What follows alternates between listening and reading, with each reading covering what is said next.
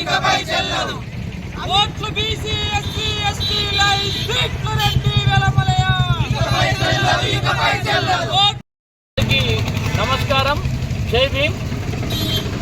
తెలంగాణ రాష్ట్రంలో పాలకులు మారుతున్నా ప్రజల యొక్క స్థితిగతులు పరిస్థితులు మారడం లేదు. ఎందుకంటే తెలంగాణ రాష్ట్రంలో అనేక రకాల పాలక వ్యవస్థలు అగ్రకుల పాలకులు పాలిస్తూ ఉన్నారు. కానీ తెలంగాణలో ఉన్నటువంటి వెనుకబడిన జాతులుగా అట్టడుగు కులాలుగా ఉన్నటువంటి బీసీ ఎస్సీ ఎస్టీలకు ఇప్పటి వరకు కూడా విద్య వైద్యం ఉపాధి నాణ్యమైనటువంటి విద్యా వైద్యం అందకుండా అల్లకల్లోలమైన జీవితాలుగా మార్చి పారేసారు. అందుకే తెలంగాణలో ధర్మ సమాజ్ పార్టీ పక్షాన రాష్ట్ర వ్యాప్తంగా ఈరోజు ధర్నా కార్యక్రమాలు చేపట్టడం జరిగింది.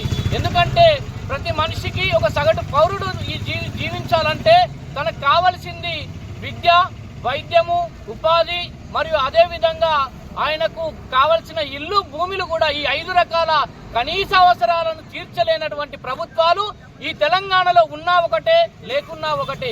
ఎందుకంటే పాలక వర్గాలు పెట్టుబడిదారులు అగ్రకుల వ్యవస్థలకు అనుకూలంగా మార్చుకొని పాలిస్తున్న తరుణంలో ఇప్పటి కూడా ఏ గ్రామానికి పోయినా ఏ పట్టణానికి పోయినా గుడిసె మారలే గూడె మారలే వాళ్ళ బతుకులలో ఎలాంటి వెలుగు లేని పరిస్థితులు కనిపిస్తున్నాయి. మరి ఈ పాలకులందరూ కూడా మార్చబోతున్నాం, పాలన వ్యవస్థలో మార్పులు వస్తున్నాయని ప్రభుత్వాలు మారినా పేదోడి జీవితాలు మారటం లేదు. అందుకే ఏ ఆసుపత్రి చూసినా దయానీయమైనటువంటి పరిస్థితులు కనిపిస్తున్నాయి.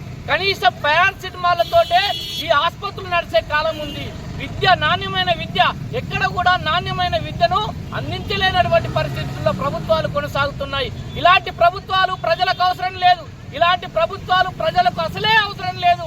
ఎందుకంటే కనీసం ఒక పౌరుడు ఒక నిరుద్యోగి ఆయన కనీసం పని కల్పించలేని ప్రభుత్వాలు ఈ తెలంగాణలో ఈ దేశంలో ఉండడానికే లేదు.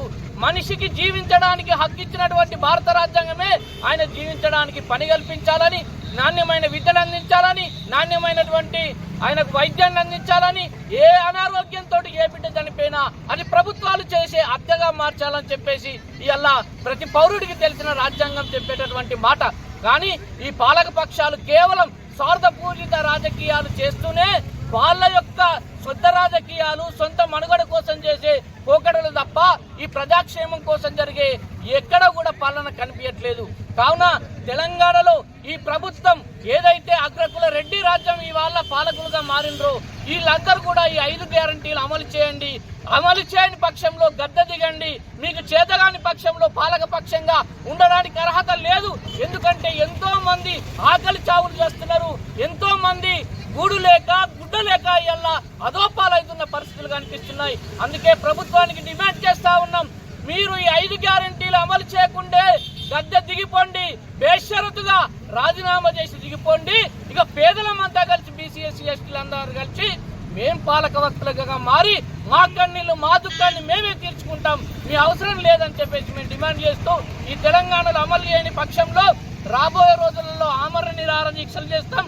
లేని పక్షంలో తెలంగాణను ఖచ్చితంగా ఆందోళనకరమైన వాతావరణాన్ని సృష్టిస్తామని మేము ఈ ప్రభుత్వానికి హెచ్చరిస్తా ఉన్నాం. జై భీమ్, జై కాన్సీరామ్.